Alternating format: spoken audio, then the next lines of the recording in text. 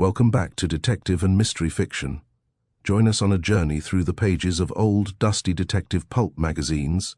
Before we begin, I invite you to pause for a moment and share in the comments where in the world you're listening from, and what time of day it is for you. The Man Higher Up by Edwin Balmer, Amazing Stories Magazine, December 1926. This excellent detective science fiction story is the first of a series to appear in Amazing Stories.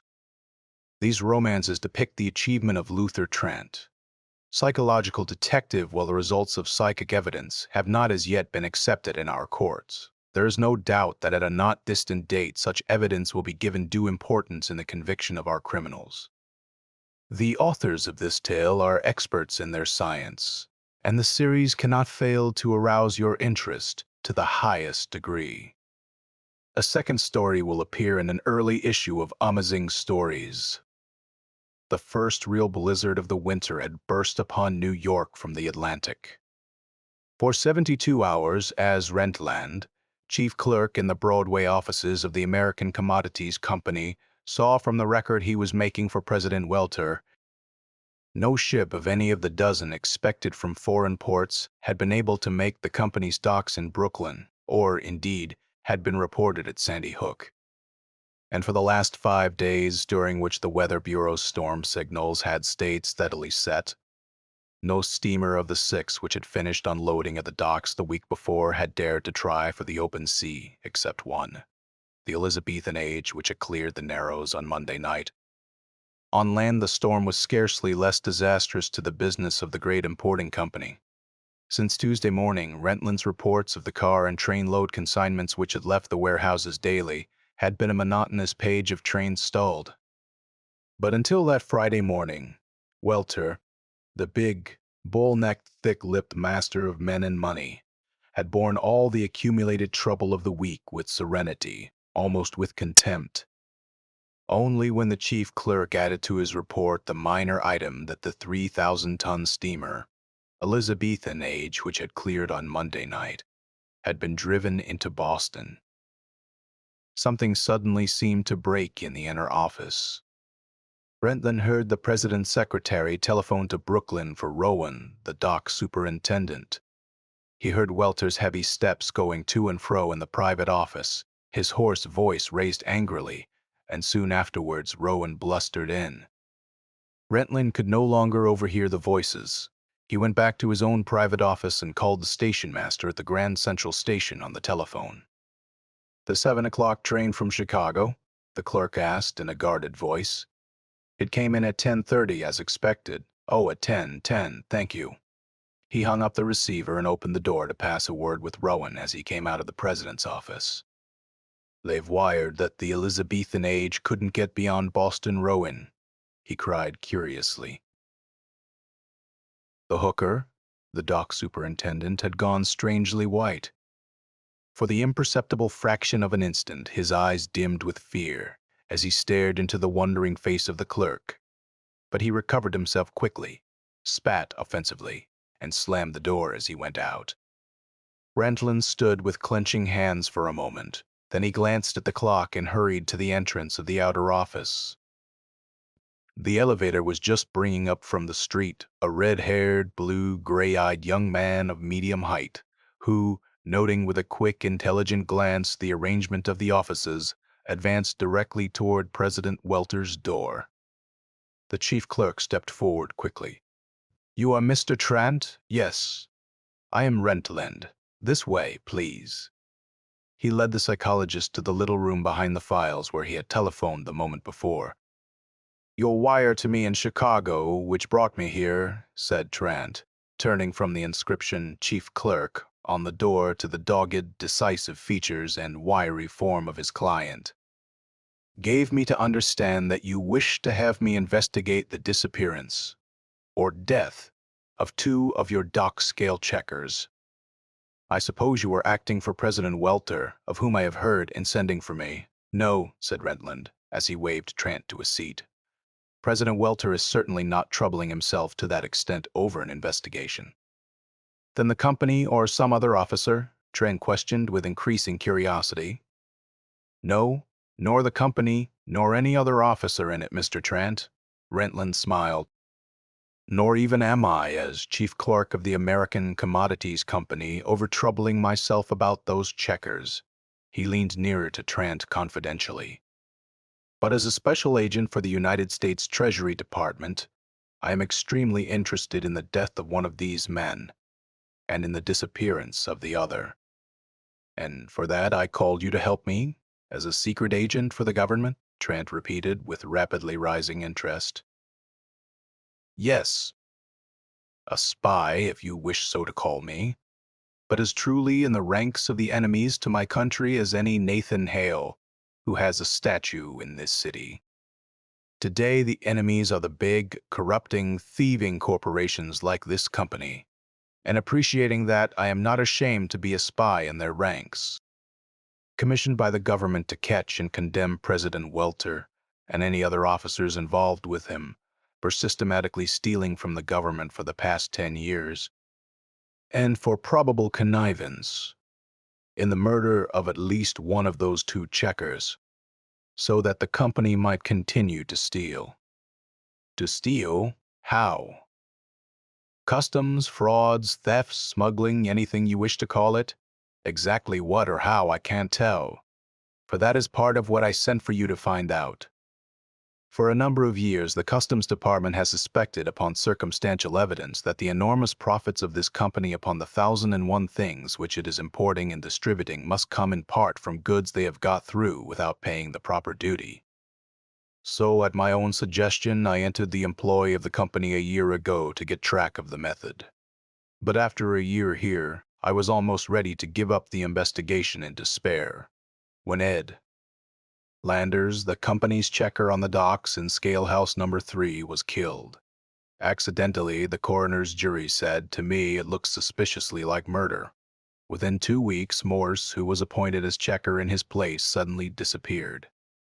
The company's officials showed no concern as to the fate of these two men, and my suspicions that something crooked might be going on at Scale House number 3 was strengthened, and I sent for you to help me to get at the bottom of things. Is it not best, then, to begin by giving me as fully as possible the details of the employment of Morse and Landers, and also of their disappearance? The young psychologist suggested. I have told you these things here, Trent, rather than take you to some safer place, the secret agent replied. Because I have been waiting for someone who can tell you what you need to know better than I can. Edith Rowan, the stepdaughter of the dock superintendent, knew Landers well, for he boarded at Rowan's house. She was, or is, if he still lives, engaged to Morse. It is an unusual thing for Rowan himself to come here to see President Welter, as he did just before you came. But every morning since Morse disappeared, his daughter has come to see Welter personally. She is already waiting in the outer office. Opening the door, he indicated to Trant a light-haired, overdressed, nervous girl twisting about uneasily on the seat outside the president's private office. Welter thinks it policy, for some reason, to see her a moment every morning, but she always comes out almost at once. Crying. This is interesting, Trent commented as he watched the girl go into the president's office. After only a moment she came out crying. Rentland had already left his room, so it seemed by chance that he and Trant met and supported her to the elevator and over the slippery pavement to a neat electric coupe which was standing at the curb. It's hers, said Rentland as Trant hesitated before helping the girl into it. It's one of the things I wanted you to see. Broadway is very slippery, Miss Rowan. You will let me see you home again this morning? This gentleman is Mr. Trent, a private detective. I want him to come along with us. The girl acquiesced, and Trent crowded into the little automobile. Rentland turned the coupe skillfully out into the swept path of the street, ran swiftly down Fifth Avenue to 14th Street, and stopped 3 streets to the east before a house in the middle of the block. The house was as narrow and cramped and as cheaply constructed as its neighbors on both sides. It had lace curtains conspicuous in every window, and with impressive statuettes, vases, and gaudy bits of bric-a-brac in the front rooms. He told me again that Will must still be off drunk. And Will never takes a drink. She spoke to them for the first time as they entered the little sitting room. He is Welter, Rentland explained to Trent. Will is Morse, the missing man. Now, Miss Rowan, I have brought Mr. Trent with me because I have asked him to help me find Morse for you, as I promised. And I want you to tell him everything you can about how Landers was killed and how Morse disappeared. And remember, Trent interposed, that I know very little about the American Commodities Company. Why, Mr. Trent, the girl gathered herself together, you cannot help knowing something about the company. It imports almost everything: tobacco, sugar, coffee, olives and preserved fruits, oils, and all sorts of table delicacies. From all over the world, even from Borneo, Mr. Trent, and from Madagascar and New Zealand. It has big warehouses at the docks with millions of dollars worth of goods stored in them. My stepfather has been with the company for years and has charge of all that goes on at the docks, including the weighing. Yes, everything on which there is a duty when it is taken off the boats has to be weighed, and to do this there are big scales, and for each one a scale house. When a scale is being used, there are two men in the scale house. One of these is the government weigher, who sets the scale to a balance and notes down the weight in a book. The other man, who is an employee of the company, writes the weight also in a book of his own, and he is called the company's checker. But though there are half a dozen scales, almost everything, when it is possible, is unloaded in front of scale number 3, for that is the best berth for ships and landers. Landers was the company's checker on scale number 3. Well, about 5 weeks ago I began to see that Mr. Landers was troubled about something. Twice a queer, quiet little man with a scar on his cheek came to see him, and each time they went up to Mr. Landers' room and talked a long while. Ed's room was over the sitting room, and after the man had gone I could hear him walking back and forth, walking and walking until it seemed as though he would never stop. I told father about this man who troubled Mr. Landers, and he asked him about it, but Mr. Landers flew into a rage and said it was nothing of importance. Then one night, it was a Wednesday, everybody stayed late at the docks to finish unloading the steamer Cavallo. About 2 o'clock father got home, but Mr. Landers had not been ready to come with him. He did not come all that night, and the next day he did not come home. Now, Mr. Trent, they are very careful at the warehouses about who goes in and out because so many valuable things are stored there. On one side, the warehouses open on the docks, and at each end they are fenced off so that you cannot go along the docks and get away from them that way. And on the other side, they open on the street through great driveway doors. And at every door, as long as it is open, there stands a watchman who sees everybody that goes in and out. Only one door was open that Wednesday night, and the watchman there had not seen Mr. Landers go out, and the second night passed, and he did not come home. But the next morning, Friday morning, the girl caught her breath hysterically. Mr. Landers' body was found in the engine room, back of scale house number 3, with the face crushed in horribly. Was the engine room occupied? Said Trent quickly. It must have been occupied in the daytime and probably on the night when Landers disappeared, as they were unloading the Cavallo. But on the night after which the body was found, was it occupied that night? I don't know, Mr. Trent. I think it could not have been, for after the verdict of the coroner's jury, which was that Mr. Landers had been killed by some part of the machinery, it was said that the accident must have happened either the evening before, just before the engineer shut off his engines, or the first thing that morning, just after he had started them, for otherwise somebody in the engine room would have seen it. But where had Landers been all day? Thursday, Miss Rowan, from 2 o'clock on the second night before, when your father last saw him, until the accident in the engine room. It was supposed he had been drunk. When his body was found, his clothes were covered with fibers from the coffee sacking, and the jury supposed he had been sleeping off his liquor in the coffee warehouse during Thursday. But I had known Ed Landers for almost 3 years, and in all that time I never knew him to take even one drink. Then it was a very unlikely supposition. "You do not believe in that accident, Miss Rowan?" Trant said brusquely. The girl grew white as paper. "Oh, Mr. Trant, I don't know." "I did believe in it, but since Mr. Morse has disappeared in exactly the same way, under exactly the same circumstances, and everyone acts about it exactly the same way. You say the circumstances of Morse's disappearance were the same." Trent pressed quietly when she was able to proceed. "After Mr. Landers had been found dead," said the girl, pulling herself together again, "Mr. Morse, who had been checker in one of the other scale houses, was made checker on scale number 3. We were surprised at that, for it was a sort of promotion, and father did not like Will. He had been greatly displeased at our engagement. Will's promotion made us very happy, for it seemed as though father must be changing his opinion. But after Will had been checker on scale number 3 only a few days, the same queer, quiet little man with the scar on his cheek who had begun coming to see Mr. Landers before he was killed began coming to see Will too.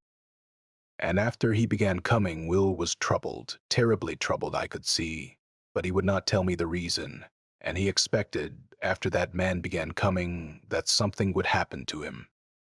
And I know from the way he acted and spoke about Mr. Landers that he thought he had not been accidentally killed one evening when I could see he had been more troubled than ever before.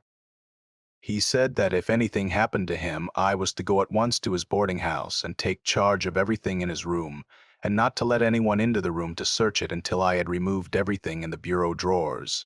Everything, no matter how useless anything seemed. Then the very next night, 5 days ago, just as while Mr. Landers was checker, everybody stayed overtime at the docks to finish unloading a vessel, the Elizabethan age, and in the morning, Will's landlady called me on the phone to tell me that he had not come home. 5 days ago, Mr. Trant, and since then no one has seen or heard from him, and the watchman did not see him come out of the warehouse that night, just as he did not see Ed Landers. "What did you find in Morse's bureau?" asked Trant. "I found nothing. Nothing," Trent repeated. "That is impossible, Miss Rowan. Think again. Remember, he warned you that what you found might seem trivial and useless." The girl a little defiantly studied for an instant Trant's clear-cut features. Suddenly she arose and ran from the room, but returned quickly with a strange little implement in her hand. It was merely a bit of wire, straight for perhaps 3 inches, and then bent in a half circle of 5 or 6 inches, the bent portion of the wire being wound carefully with stout twine. Thus, except for his clothes and some blank writing paper and envelopes, that was absolutely the only thing in the bureau. It was the only thing at all, in the only locked drawer. Trant and Rentland stared disappointedly at this strange implement, which the girl handed to the psychologist. "You have shown this to your stepfather, Miss Rowan, for a possible explanation of why a company checker should be so solicitous about such a thing as this?" asked Trant. "No," the girl hesitated. "Will had told me not to say anything, and I told you father did not like Will. He had made up his mind that I was to marry Ed Landers. In most ways, father is kind and generous. He's kept the coupe. We came here in for mother and me for 2 years. And you see," she gestured a little proudly about the bedecked and badly furnished rooms, "you see how he gets everything for us. Mr. Landers was most generous, too. He took me to the theaters 2 or 3 times every week, always the best seats, too. I didn't want to go, but father made me. I preferred Will, though he wasn't so generous." Trent's eyes returned, with more intelligent scrutiny, to the mysterious implement in his hand. "What salary do checkers receive, Rentland?" he asked in a low tone. $125 a month. And her father, the dock superintendent, how much?" Trant's expressive glance, now jumping about from one gaudy, extravagant trifle in the room to another, caught a glimpse again of the electric coupe standing in the street, then returned to the tiny bit of wire in his hand. 3,000 a year, Rentland replied. Tell me, Miss Rowan, said Trent, this implement, have you by any chance mentioned it to President Welter? Why, no, Mr. Trent. You're sure of that? Excellent, excellent. Now the queer, quiet little man with the scar on his cheek who came to see Morse, no one could tell you anything about him. No one, Mr. Trent. But yesterday Will's landlady told me that a man has come to ask for Will every forenoon since he disappeared, and she thinks this may be the man with the scar, though she can't be sure, for he kept the collar of his overcoat up about his face. She was to telephone me if he came again. If he comes this morning. Trent glanced quickly at his watch. You and I, Rentland, might much better be waiting for him over there. The psychologist rose, putting the bent twine-wound bit of wire carefully into his pocket, and a minute later the two men crossed the street to the house, already known to Rentland, where Morse had boarded. The landlady not only allowed them to wait in her little parlor, but waited with them until at the end of an hour she pointed with an eager gesture to a short man in a big ulster who turned sharply up the front steps. "That's him, see?" she exclaimed. "That the man with the scar," cried Rentland. "Well, I know him." He made for the door, caught at the ulster, and pulled the little man into the house by main force. "Well, Dickie?" the secret agent challenged, as the man faced him in startled recognition. "What are you doing in this case, Trent?" "This is Inspector Dickie of the Customs Office," he introduced the officer. "I am in the case on my own hook. If I know what case you are talking about," piped Dickie. "Morse, eh? And the American Commodities Company, eh?" "Exactly," said Rentland brusquely. "What were you calling to see Landers for? You know about that?" The little man looked up sharply.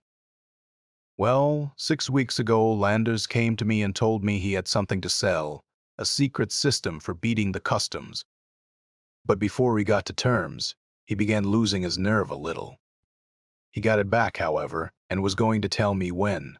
All at once, he disappeared, and 2 days later he was dead. That made it hotter for me, so I went after Morse. But Morse denied he knew anything. Then Morse disappeared too. So you got nothing at all out of them?" Rentland interposed. "Nothing I could use. Landers, one time when he was getting up his nerve, showed me a piece of bent wire with string around it, in his room, and began telling me something when Rowan called him, and then he shut up."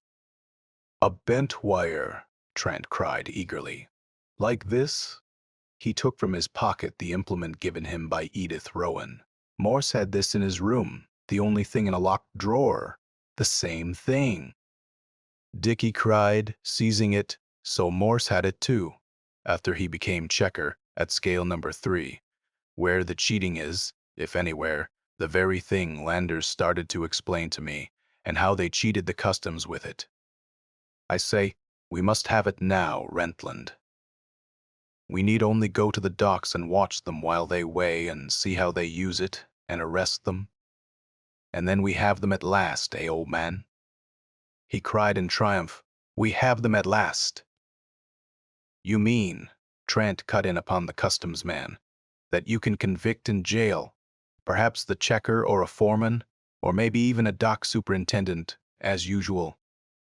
But the men higher up, the big men who are really at the bottom of this business and the only ones worth getting, will you catch them?"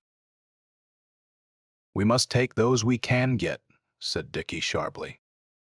Trent laid his hand on the little officer's arm. "I am a stranger to you," he said, "but if you have followed some of the latest criminal cases in Illinois, perhaps you know that, using the methods of modern practical psychology, I have been able to get results where old ways have failed. We are front to front now with perhaps the greatest problem of modern criminal catching, to catching cases involving a great corporation, not only the little men low down who perform the criminal acts, but the men higher up who conceive or connive at the criminal scheme. Rentland, I did not come here to convict merely a dock foreman. But if we are going to reach anyone higher than that, You must not let Inspector Dickey excite suspicion by prying into matters of the docks this afternoon." "But what else can we do?" said Renlund doubtfully. "Modern practical psychology gives a dozen possible ways for proving the knowledge of the man higher up in this corporation crime," Trant answered, "and I am considering which is the most practicable."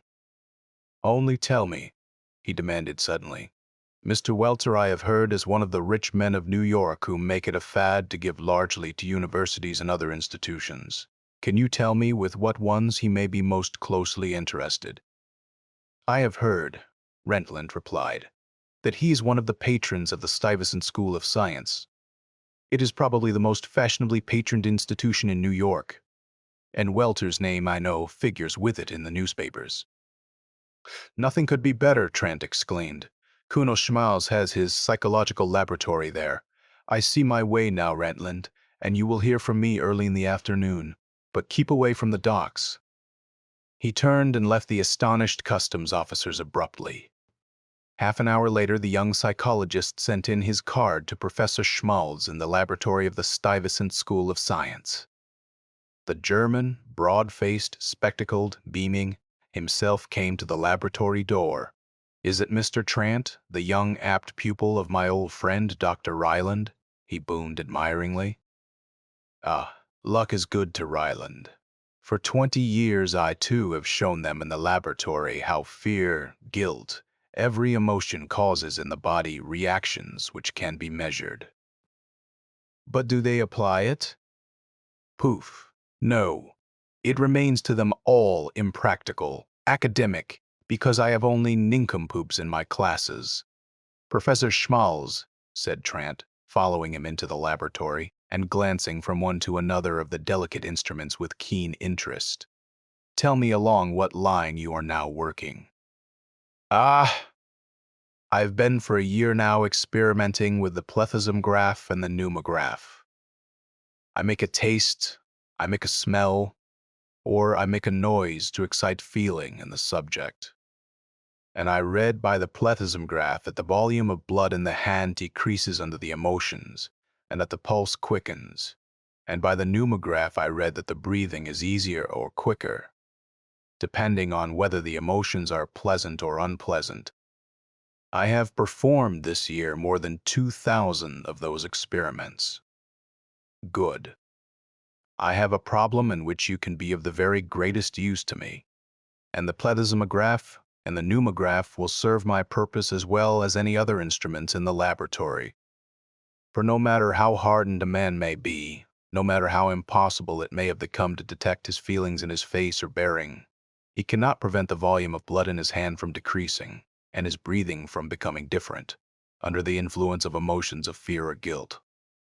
By the way, Professor, is Mr. Welter familiar with these experiments of yours?" "What, he?" cried the stout German. "For why should I tell him about them?" "He knows nothing. He has bought my time to instruct classes.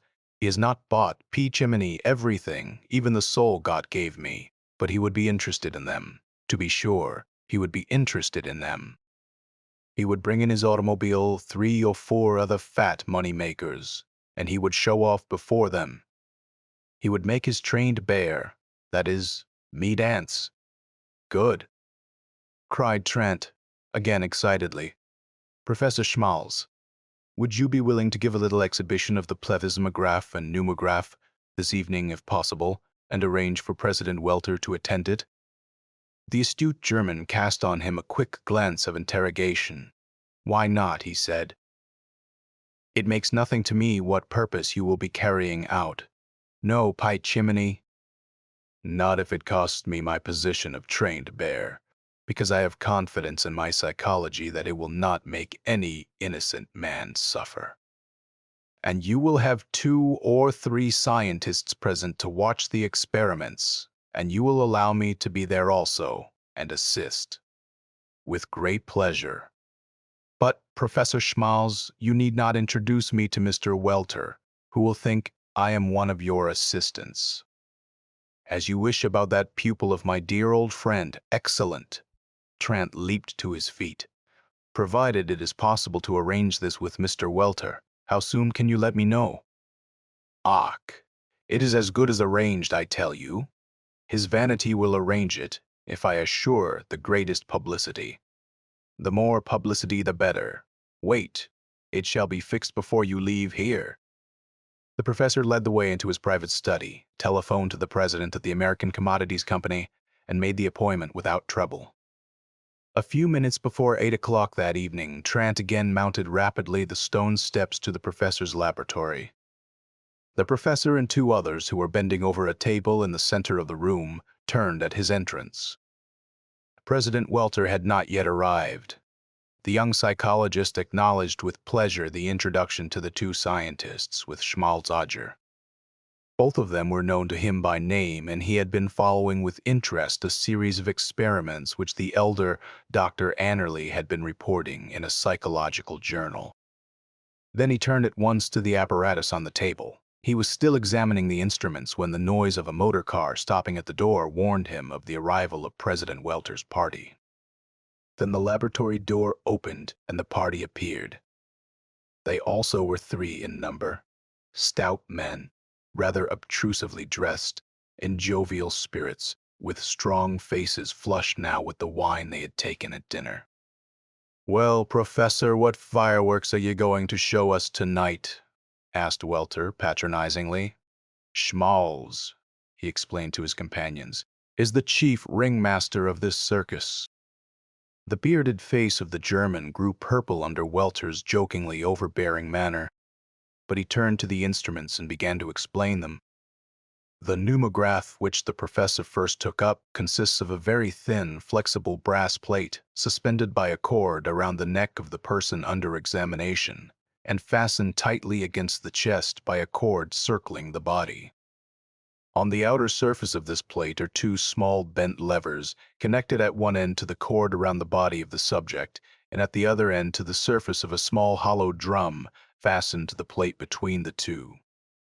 As the chest rises and falls in breathing, the levers press more and less upon the surface of the drum, and this varying pressure on the air inside the drum is transmitted from the drum through an airtight tube to a little pencil which it lowers and raises. The pencil, as it rises and falls, touching always a sheet of smoked paper traveling over a cylinder on the recording device, traces a line whose rising strokes represent accurately the drawing of air into the chest and whose falling represents its expulsion. It was clear to Trent that the professor's rapid explanation, though plain enough to the psychologists already familiar with the device, was only partly understood by the big men.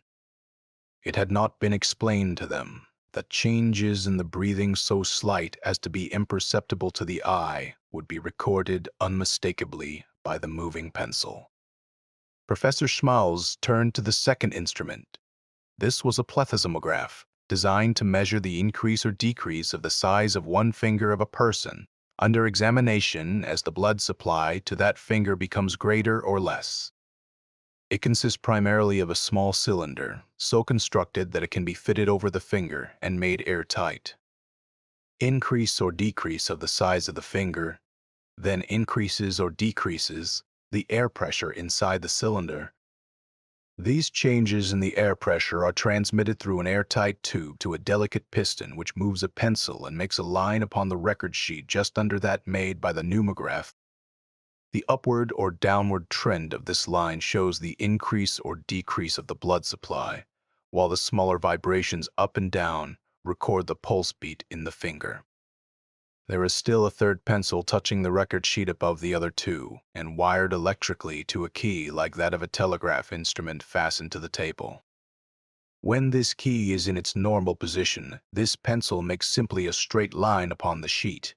But instantly, when the key is pressed down, the line breaks downward also.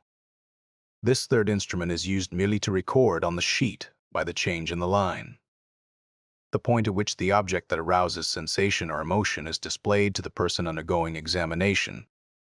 The instant silence which followed Schmalz's rapid explanation was broken by one of Welter's companions with the query, "Well, what's the use of all this stuff, anyway?"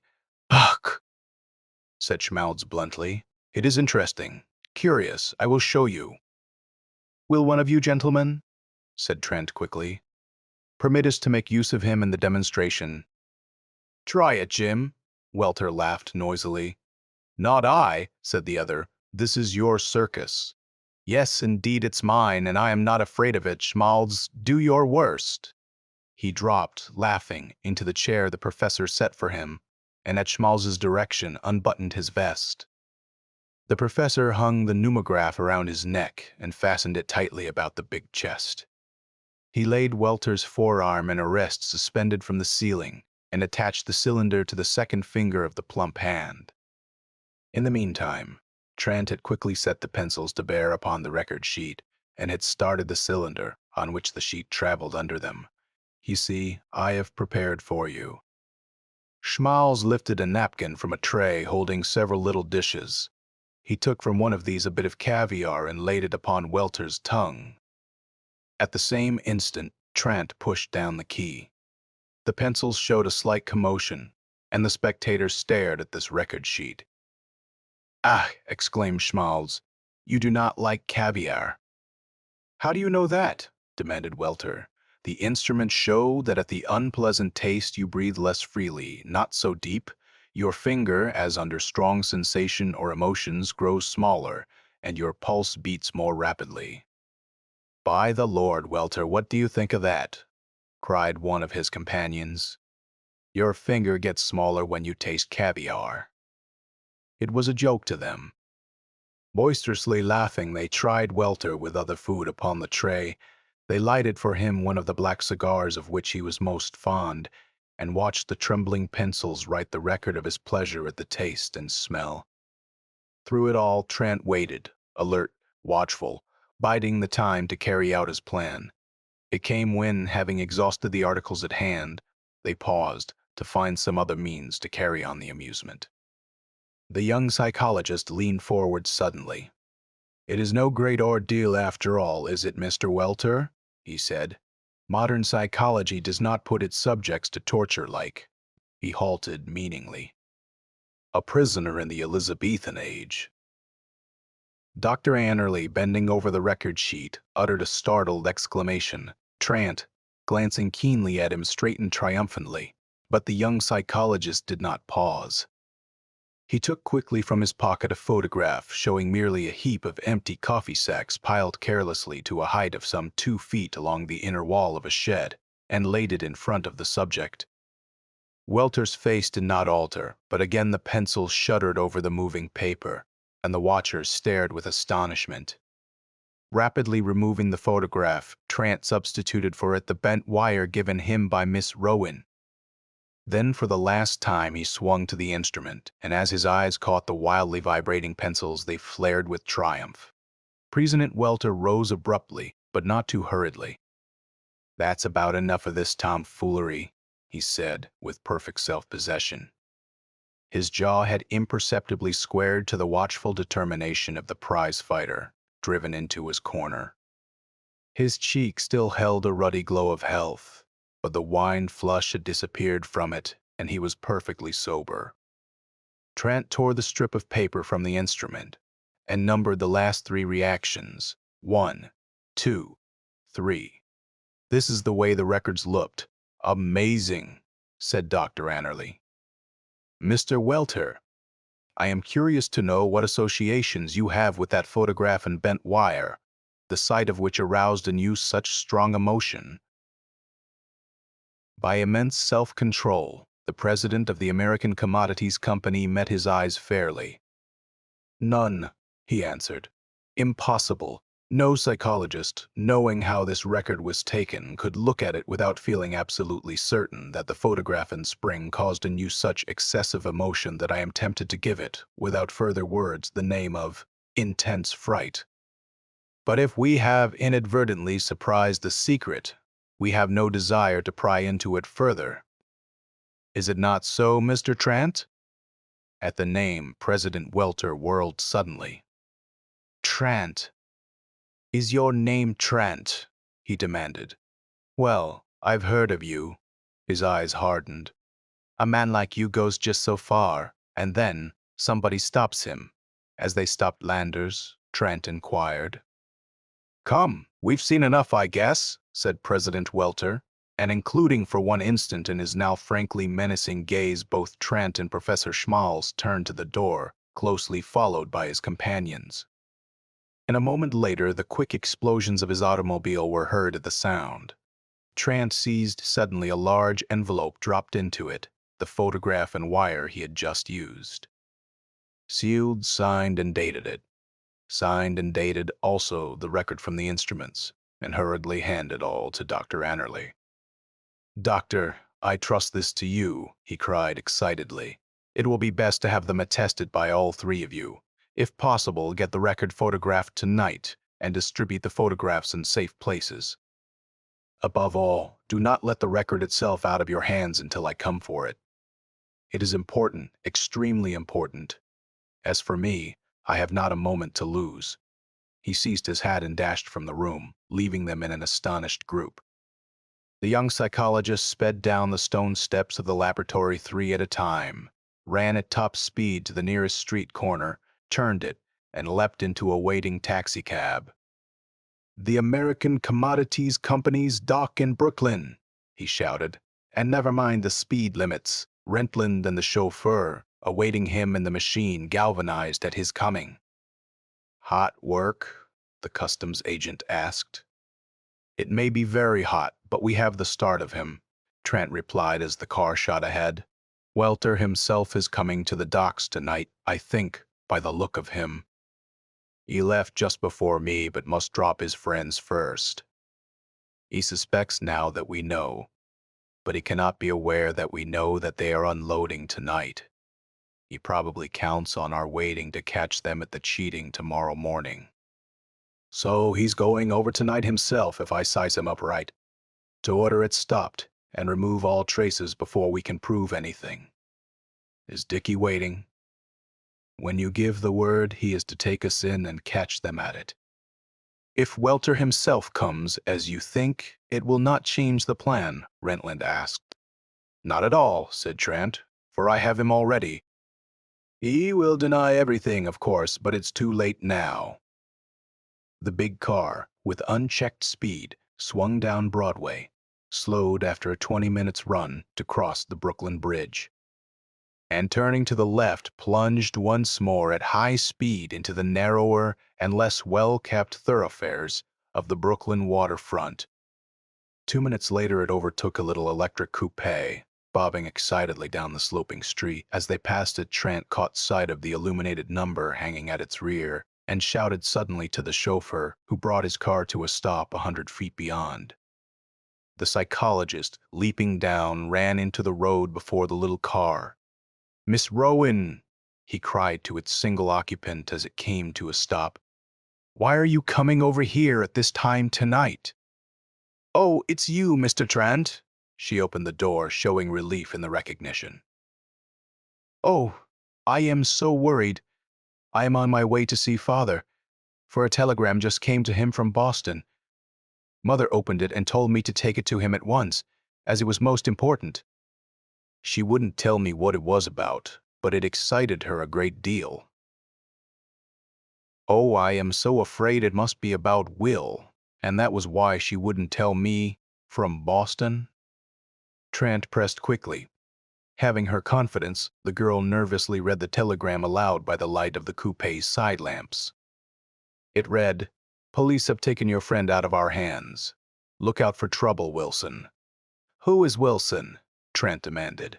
"I am not sure it is the man, but the captain of the Elizabethan age is a friend of Father's named Wilson." "I can't help you then, after all," said Trent, springing back to his powerful car. He whispered a word to the chauffeur, which sent it driving ahead through the drifts at double its former speed, leaving the little electric coupe far behind. 10 minutes later, Rentland stopped the motor a block short of a great lighted doorway which suddenly showed in a length of dark, lowering buildings which lay beside the American Commodities Company's Brooklyn docks. "Now," the secret agent volunteered, "it is up to me to find Dickie's ladder." He guided Trent down a narrow, dark court which brought them face to face with a blank wall. Against this wall, a light ladder had been recently placed. Ascending it, they came into the dock enclosure. Descending again by a dozen rickety, disused steps, they reached a darker, covered teamway and hurried along it to the docks. Just short of the end of the open dockhouses, where a string of arc lamps threw their white and flickering light upon the huge black side of a moored steamer, Rentland turned into a little shed, and the two came suddenly upon Customs Officer Dickey. "This one next to us," the little man whispered eagerly to Trent as he grasped his hand, "is the scale house where whatever is being done is done. Number 3. In and out of the yawning gangways of the steamer before them, struggling lines of sweating men were wheeling trucks loaded with bales of tobacco. Trent looked first to the left, where the bales disappeared into the tobacco warehouse, then to the right, where, close at hand, each truckload stopped momentarily on a scale platform in front of the low shed which bore the number Dickey indicated in a large white figure. "Who's that?" asked Trent as a small figure, hardly 5 feet tall, cadaverous, beetle-browed with cold, malignant, red-lidded eyes passed directly under the arc light nearest them. "Rowan, the dock superintendent," Dickey whispered. "I knew he was small," Trent returned, with surprise. "But I thought surely he must have some fist to be the terror of these dock laborers." "Wait!" Rentland, behind them, motioned. A bloated, menacing figure had suddenly swung clear of the group of dock laborers, a roustabout, goaded to desperation, with a fist raised against his puny superior. But before the blow had fallen, another fist, huge and black, struck the man over Rowan's shoulder with a hammer. He fell, and the dock superintendent passed on without a backward glance, the giant Negro who had struck the blow following in his footsteps like a dog. "The black," Rentland explained, "is Rowan's bodyguard. He needs him." "I see," Trent replied. "And for Miss Rowan's sake, I am glad it was that way," he added, enigmatically. Dickey had quietly opened a door on the opposite side of the shed. The three slipped quickly through it and stepped unobserved around the corner of the coffee warehouse to a long, dark, and narrow space. On one side of them was the rear wall of scale house number 3, and on the other the engine room where Lander's body had been found. The single window in the rear of number 3 scale house had been whitewashed to prevent anyone from looking in from that side, but in spots the whitewash had fallen off in flakes. Trent put his eye to one of these clear spots in the glass and looked in the scale table supported on heavy posts, extended across almost the whole front of the house, behind a low wide window which permitted those seated at the table to see all that occurred on the docks. Toward the right end of the table sat the government weigher. Toward the left end, and separated from him by almost the whole length of the table, sat the company checker. They were the only persons in the scale house. Trent, after his first rapid survey of the scene, fixed his eye upon the man who had taken the place which Landers had held for 3 years, and Morse for a few days afterwards, the company checker. A truckload of tobacco bales was wheeled onto the scales in front of the house. "Watch his left knee," Trent whispered quickly into Dickey's ear at the pane beside him, as the balance was being made upon the beam before them. As he spoke, the government weigher adjusted the balance, and they saw the left leg of the company checker pressed hard against the post which protected the scale rod at his end. Both men in the scale house then read aloud the weight, and each entered it in the book on the table in front of him. A second truckful was wheeled onto the scale, and again, just as the government weigher fixed his balances, the company checker, so inconspicuously as to make the act undiscoverable by anyone not looking for that precise move, repeated the operation. With the next truck they saw it again. The psychologist turned to the others. Rentland, too, had been watching through the pane and nodded his satisfaction. Immediately Trent dashed open the door of the scale house and threw himself bodily upon the checker. The man resisted. They struggled, while the customs men protected him. Trent, wrenching something from the post beside the checker's left knee, rose with a cry of triumph. Then the psychologist, warned by a cry from Rentland, leaped quickly to one side to avoid a blow from the giant Negro. His quickness saved him. Still the blow, glancing along his cheek, hurled him from his feet. He rose immediately, blood flowing from a superficial cut upon his forehead where it had struck the scale house wall. He saw Rentland covering the Negro with a revolver, and the two other customs men arresting, at pistol point, the malignant little dock superintendent, the checker, and the others who had crowded into the scale house. You see, Trant exhibited to the customs officers a bit of bent wire, wound with string, precisely like that the girl had given him that morning, and he had used in his test of welter the hour before. It was almost exactly as we knew it must be. This spring was stuck through a hole in the protecting post so that it prevented the balance beam from rising properly when bales were put on the platform. A little pressure just at that point takes many pounds from each bale weighed. The checker had only to move his knee, in a way we would never have noticed if we were not watching for it, to work the scheme by which they have been cheating for 10 years. But the rest of this affair, he glanced at the quickly collecting crowd, can best be settled in the office. He led the way, the customs men taking their prisoners at pistol point.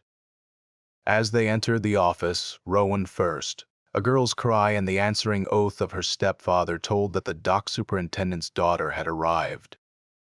But she had been almost overtaken by another powerful car.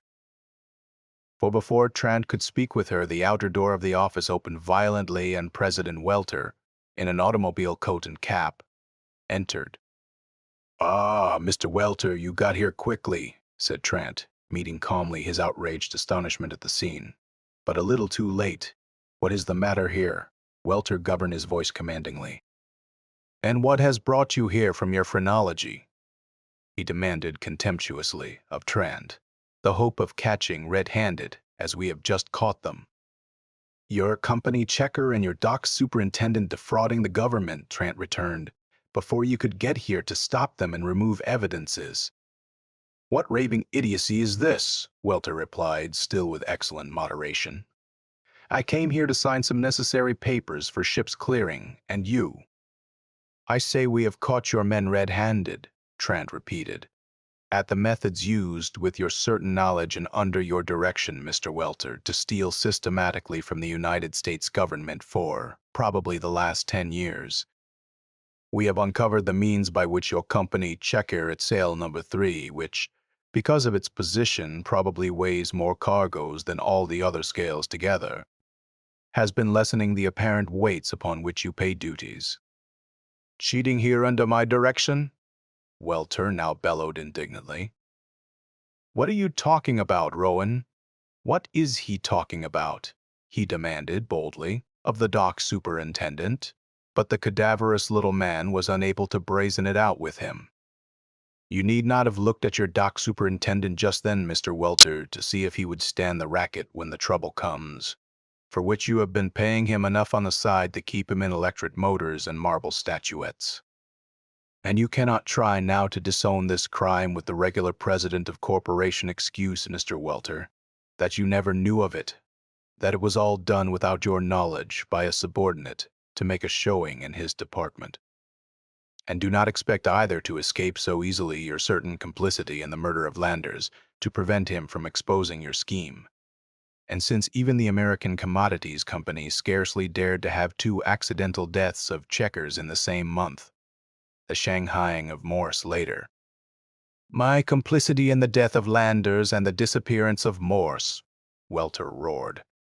"I said the murder of Landers," Trent corrected, "for when Rentland—" "And Dicky tell tomorrow before the grand jury how Landers was about to disclose to the Customs Department the secret of the cheating in weights. How he was made afraid by Rowan, and later was about to tell anyway, and was prevented only by a most sudden death. I think murder will be the word brought in the indictment. And I said, shanghaiing of Morse. Mr. Welter, when we remembered this morning that Morse had disappeared the night the Elizabethan age left your docks, and you and Rowan were so intensely disgusted at its having had to put into Boston this morning, instead of going on straight to Sumatra, we did not have to wait for the chance information this evening that Captain Wilson is a friend of Rowan's, to deduce that the missing checker was put aboard as confirmed by the Boston Harbor Police this afternoon, who searched the ship under our instructions. Trant paused a moment, again fixed the now trembling Welter with his eye, and continued. I charge your certain complicity in these crimes, along with your certain part in the customs frauds. The psychologist repeated. Undoubtedly, it was Rowan who put Morse out of the way upon the Elizabethan age. Nevertheless, you knew that he was a prisoner upon that ship, a fact which was written down in indelible black and white by my tests of you at the Stuyvesant Institute 2 hours ago, when I merely mentioned to you a prisoner in the Elizabethan age. I do not charge that you personally were the one who murdered Landers, or even that Rowan himself did. Whether his Negro did, as I suspect, is a matter now for the courts to decide upon.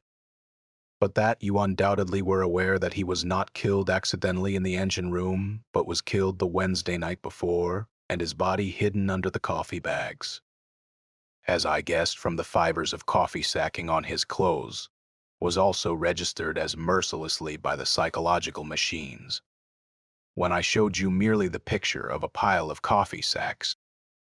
And last, Mr. Welter, you deny knowledge of the cheating which has been going on, and was at the bottom of the other crimes. Well, Welter, the psychologist took from his pocket the bent twine, wound, wire.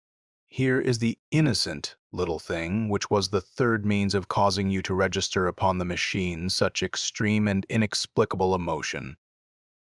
Or rather, Mr. Welter, it is the companion piece to that, for this is not the one I showed you, the one given to Morse to use, which, however, he refused to make use of.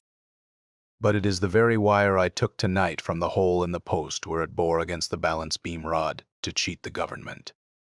When this is made public tomorrow, and with it is made public too, and attested by the scientific men who witnessed them, the diagram and explanation of the tests of you 2 hours ago, do you think that you can deny longer that this was all with your knowledge and direction? The big bull neck of the president swelled, and his hands clenched and reclenched as he stared with gleaming eyes into the face of the young man who thus challenged him. You are thinking now, I suppose, Mr. Welter, Trant replied to his glare, that such evidence as that directly against you cannot be got before a court. I am not so sure of that, but at least it can go before the public tomorrow morning in the papers, attested by the signatures of the scientific men who witnessed the test.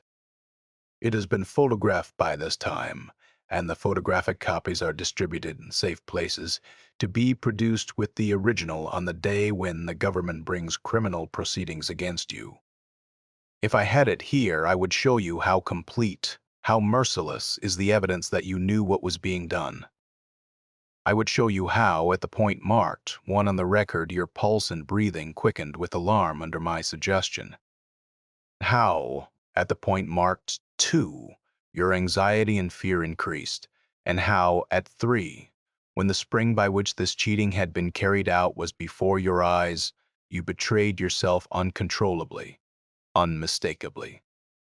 How the volume of blood in your second finger suddenly diminished as the current was thrown back upon your heart. How your pulse throbbed with terror. How, though unmoved to outward appearance, you caught your breath, and your laboring lungs struggled under the dread that your wrongdoing was discovered, and you would be branded, as I trust you will now be branded, Mr. Welter. When the evidence in this case and the testimony of those who witnessed my test are produced before a jury, a deliberate and scheming thief. You! The 3 words escaped from Welter's puffed lips.